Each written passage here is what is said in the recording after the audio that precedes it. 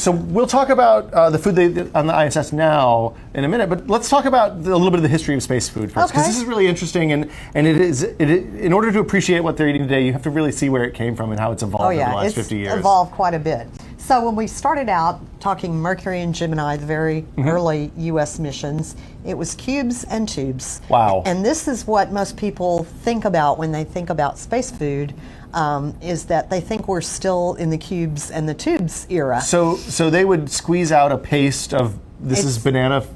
Yeah, this just happens to be bananas. Okay, that sounds fantastic. Yeah, so it's basically like baby food. It was pureed, and they would just squeeze it into their mouths. Wow. And they had to actually put a little adapter on this tube because they would do this wearing a helmet, and so it had to be long enough to reach to their mouths inside the helmet. And so the astronauts, were they keen on this food, or? Well, yeah, it provided the nutrition that they needed, but it certainly wasn't very aesthetically pleasing. Okay. The cubes were all dried products like cereals and dried fruits and things like that. They were coated with an edible film because they were very concerned about crumbs getting loose in the cabin. Oh, okay. So basically they were coated with a starch that would dissolve when you put it in your mouth.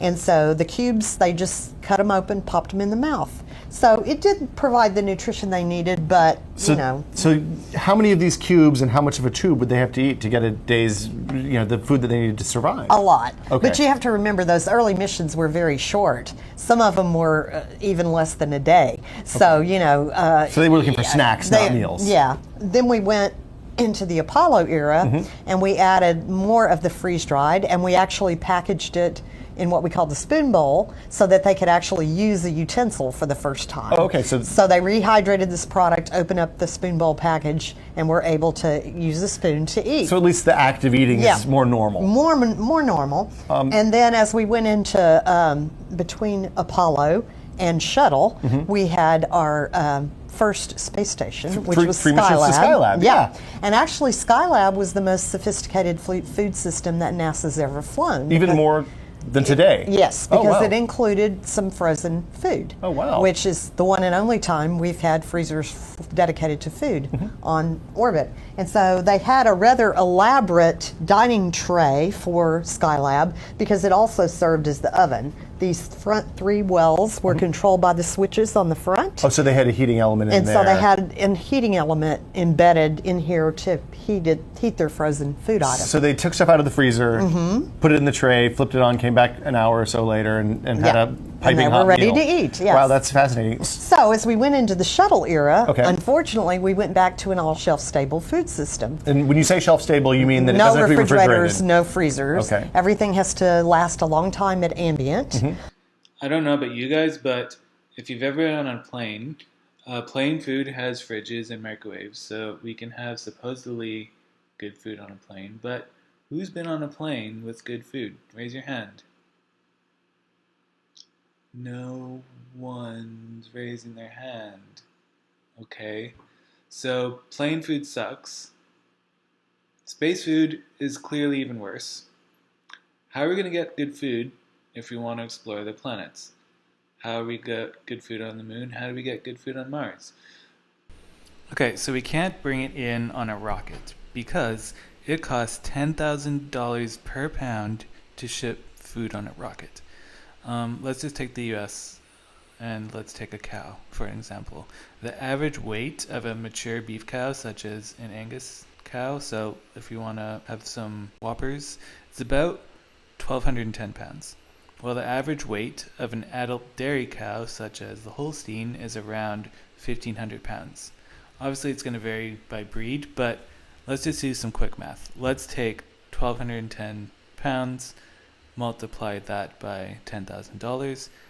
It's going to cost over $12 million just to bring one Angus beef cow to the space station or to the moon so that we can slaughter it and make some hamburgers.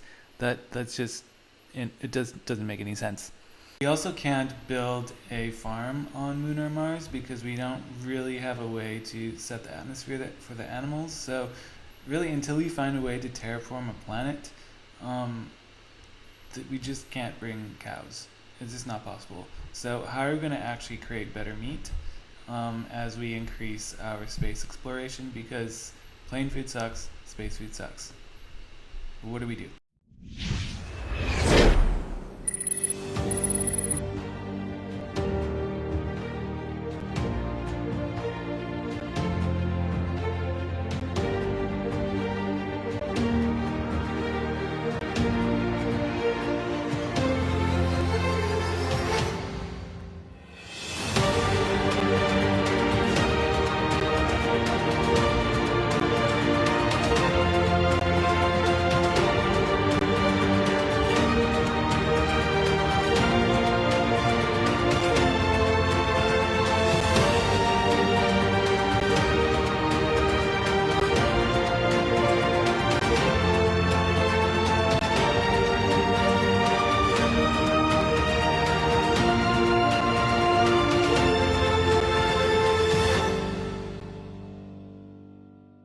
Okay, so it turns out there's a company based out of Israel, Aleph Farms, that is already doing this. They are taking cultivated meat and they're developing a program for Earth, and they're also developing a program for space. So we just go onto their website here. You can see that they have a space program, Aleph Zero. It's part of their mission to produce quality, delicious meat independent of climate availability or natural resources, right? So in space, there's no climate, there's no natural resources, so we need to figure out how to actually manufacture meat and other proteins and other food items so that people can eat in space.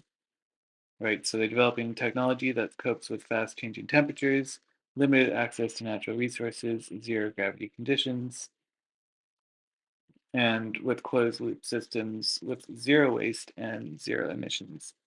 These are all requirements for if you're wanting to grow meat in space. Super key.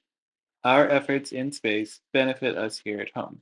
Knowledge from our exploration and technologies we develop in space are implemented in our sustainability and operational practices on Earth.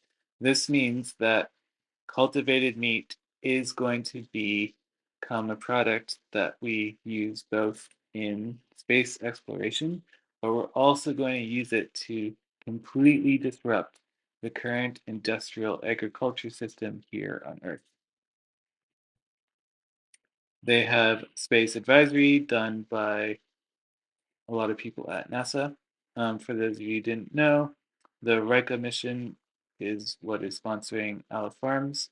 Their mission, you can read more on their website, alephfarms.com. The Rika mission really is a public-private partnership to advance the Israeli space program.